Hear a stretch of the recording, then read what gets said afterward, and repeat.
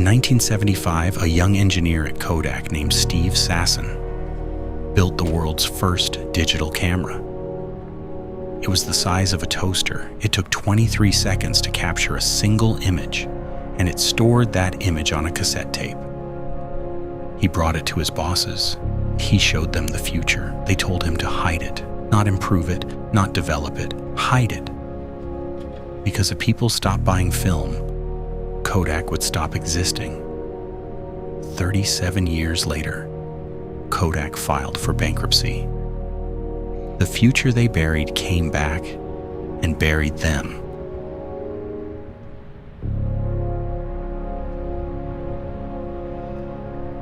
To understand how insane this decision was, you need to understand what Kodak actually was. This was not just a camera company. This was one of the most dominant corporations in the history of American business. At their peak in the 1990s, Kodak had 145,000 employees worldwide. Their revenue was $16 billion a year. They controlled 2/3 of the global film market. 2/3. In Rochester, New York, where Kodak was headquartered, the company was the city. They built hospitals. They funded schools. They employed 1 in every 5 people in town.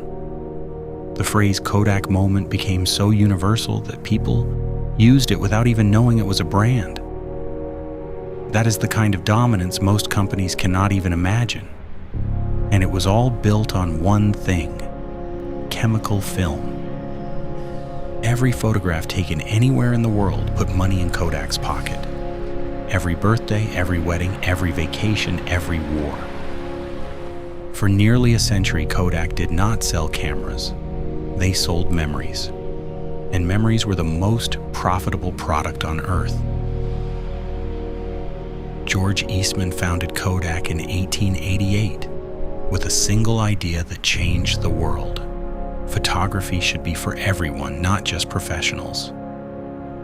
Before Kodak, then taking a photograph required a dark room, expensive equipment, and technical expertise. Eastman created a camera that cost $25, came preloaded with 100 exposures, and when you were done, you mailed the entire camera back to Kodak. They developed the film, printed the photographs, reloaded the camera, and sent everything back. The customer never touched a chemical. The slogan was 5 words long: "You press the button, we do the rest." Within 10 years, Kodak was the most recognized photography brand in the world.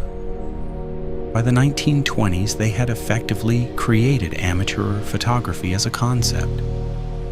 By the 40s, they dominated color film. By the 60s, they were printing the photographs that came back from the moon. Neil Armstrong's first steps on the lunar surface were captured on Kodak film. That is not just market dominance, that is cultural ownership. Kodak did not participate in history. They recorded it, and everyone assumed they always would. Steve Sasson was 24 years old when he built the digital camera. He was a new hire, an electrical engineer who had been asked to experiment with a new kind of sensor called a charge-coupled device. Nobody expected anything significant. He spent a year building a prototype in a corner of the lab. The device weighed 8 pounds. It captured a black and white image at a resolution of 0.01 megapixels, 10,000 pixels total. For reference, the phone in your pocket right now captures 12 million. But it worked. A photograph without film, without chemicals, without Kodak's entire business model. Sasson presented it to the executives. He later described the reaction as one of the most memorable moments of his career, but not in a good way. They looked at the image. They looked at each other. And they asked him a question that would define the next 4 decades of the company. Why would anyone ever want to look at their pictures on a television screen. That was the response. Not how do we develop this? Not how do we lead this? Why would anyone want this? They could not imagine a world that did not need film because film was all they knew. Kodak did not fail to see the future. They built the future. They held it in their hands. And then they locked it in a drawer because the future threatened the present. Sassoon's invention was classified as company confidential. He was told not to show it to anyone, not to publish anything about it, not to discuss it outside the building. Kodak owned the patent for digital photography and chose, deliberately, consciously, with full knowledge of what they were doing, to suppress it.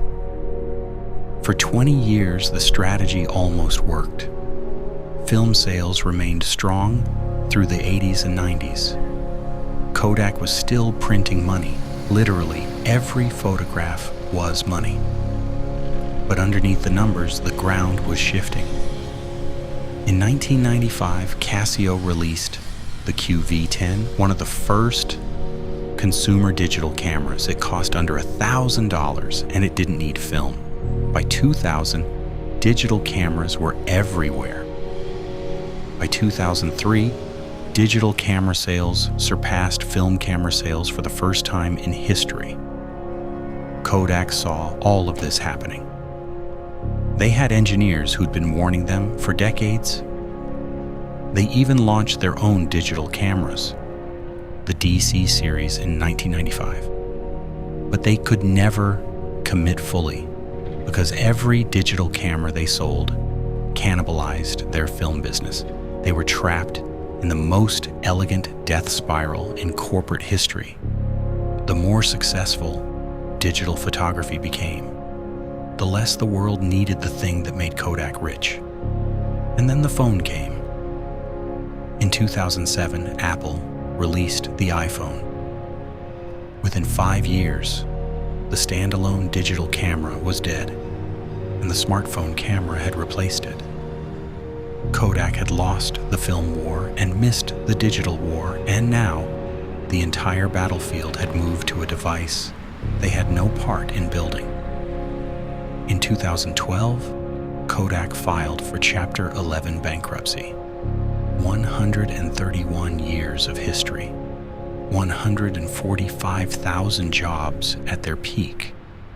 A company that had filmed the moon landing and invented the technology that killed it, gone. The city of Rochester lost its largest employer. The pension fund collapsed. An entire economy built around one company's refusal to change, erased. The cruelest part of the Kodak story is not that they failed to innovate. It is that they innovated first. They had the technology. They had the talent. They had a 20-year head start on every competitor that eventually destroyed them. They did not lose to a better company. They lost to themselves. The executives who buried Steve Sassoon's invention were not stupid. They were rational. They looked at a $16 billion business built on film, and they made the completely logical decision to protect it. And that completely logical decision destroyed the company, because the market doesn't care about your business model. The market doesn't care about your revenue stream or your pension obligations or the city that depends on your payroll. The market only cares about what the customer wants. And the customer wanted digital. Steve Sassoon showed them that in 1975, they had 37 years to prepare. They used those 37 years to pretend it wasn't happening. The lesson is not about technology. Every executive in the world knows technology changes. The lesson is about identity. Kodak believed they were a film company. If they had believed they were a memories company, which is what their customers actually paid them for, they would have led the digital revolution instead of being destroyed by it. The question is not whether another company is sitting on its own digital camera right now. The question is, which company is so in love with what it sells today that it cannot see what its customers will want tomorrow, and whether anyone in the building has the courage to show the prototype to the room, knowing the room will tell them to hide it.